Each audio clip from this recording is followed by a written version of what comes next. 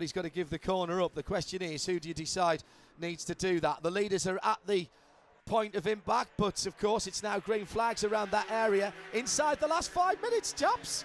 And the gap between first and second, 0.6 of a second. The gap between first and second in GT Le Mans, just under 2 seconds. Yeah, and behind number 9, 12 and 66, separated, as you say, by 1.7 seconds, a Corvette of number 3, Jan Magnussen. He's only a second behind, and his teammate Tommy Milner has got past Patrick Pilet. Finally. Yeah, exactly, a couple of laps ago. And Pilet now, he's got his mirrors full of number 67 forward, Richard Westbrook. And that has championship implications. Philip Eng leads the Drivers' Championship, but he won't be back in a car till probably as late as Petit Le Mans, Motul Petit Le Mans at the end of the season. So Patrick Pilet and Nick Tandy came in here as the effective leaders of the GT Le Mans Championship. They will, on a quick bit of unofficial arithmetic, not my strongest point anyway, I think that will pass to their teammates if it stays the way it is at the moment. It'll be Vantur and Earl Bamber who will take the lead in the championship of the drivers who are doing the full season. Now, this battle for the lead overall and in DPI, Mustang sampling, it's all going to be feeling a little more loose now. The tyres, the Michelin tyres hanging on, very durable, but with the cars getting lighter and the pressure coming on, so easy to lock a brake here or to make a mistake. BMW ahead of them, little bit of traffic, and this will be Philippe Albuquerque going, oh, not another GT car, Pat. Yeah, this is where Ricky Taylor has to make a decision. If the opportunity comes with this lap traffic, is he going for it? It almost has to be a pre-decision because he's only going to get one shot at it. Yeah, with 2.5 minutes to go, there's not even a full car's length between first and second. Philippe Albuquerque now will be driving as fast and or as slow as he dare and can, because he's got to try and keep that Acura behind him, because I think if the pass is made, I'm not sure he's got anything left for him to be able to challenge again. And we can see on our screens there the advantage the Cadillac have. It's a torque off the corner, it just leaps off the corner and onto Shoreline Drive. That's a huge advantage because he's able to leap off the hairpin and get a good run on the straight. The Acura is a good bit quicker at the end of the straight, but the advantage that the Cadillac gains under acceleration is more than enough to offset the deficit at the end of it. He's going to get the BMW between first and second. Brilliant manoeuvre from Philippe Albuquerque.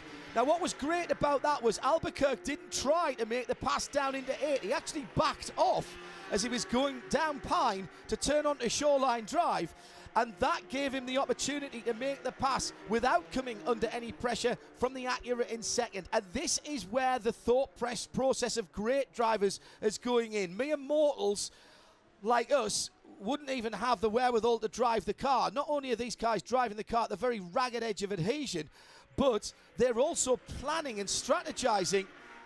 And the guys on the pit wall for Acura know that that might be an opportunity for the victory gone, with time ticking down to 1 minute remaining. There'll be one more lap, I think, after this one. Yeah, and you're going to see more GT traffic here. So again, Albuquerque, but Albuquerque now needs to think to himself, I've got to engineer where I catch these cars, and he does not want to catch them coming out of the hairpin at turn 11. This is going to be good. You've got at least 4 GT cars to get through here on the final lap. It was a pretty heads up by the BMW for De Filippi to actually get Ricky Taylor by before the final 10-11 section. So we still have a battle here for the victory with some hungry GT cars ahead of him. This could get good. And the number 3 car, the Corvette, is right with Dirk Müller as they head toward turn 1 on Shoreline Drive. White flag is in the air for round 3 of the IMSA WeatherTech Sports Car Championship, the Bubba Burgers Sports Car Grand Prix at Long Beach. The leaders coming through, the leading cars in GT Le Mans. Brilliant work by Philippe Albuquerque. It's not always about the side-by-side last gap, last of the late breakers movement. It's about that planning and scheming, and Albuquerque there was absolutely inch perfect. Now the number 911 of Patrick Pilet has got the second place Acura behind him, and nothing really Patrick could do there Pat Long, he's on the racing line at a part of the circuit 2, 3, 4 and 5 that really only has one racing line. Yeah, nothing the 911 could do. He did the right thing. But the 7 car had a chance to absolutely lunge it in there and throw everything out the window as far as being conservative. He took the conservative way, and we might have a battle here now as we head into 10. Into 10 and 11, there's a Corvette right in the middle, and the leaders are back together again. This is not all over. 2 more corners. We've seen hairpin action here in the past. It'll be a sprint to the line, and it is going to be Philippe Albuquerque.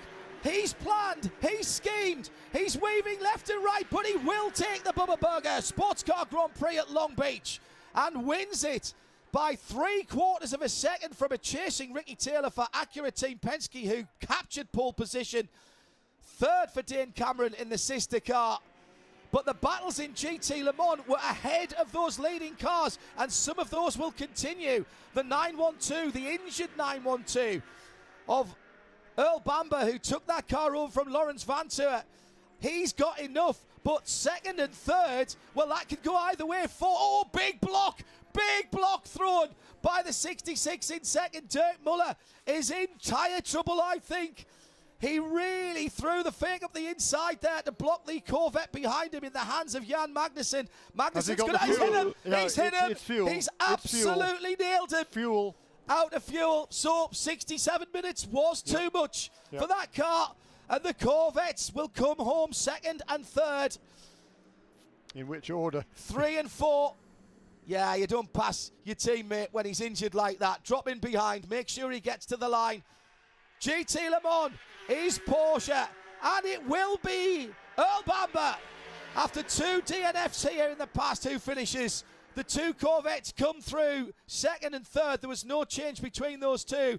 And the Ford, injured at the side of the road, will not finish. But I think actually will still be scored in 4th position. Correct. Because the rest of the GT Le Mans field were lapped by the leader before the checkered flag. Pat Long.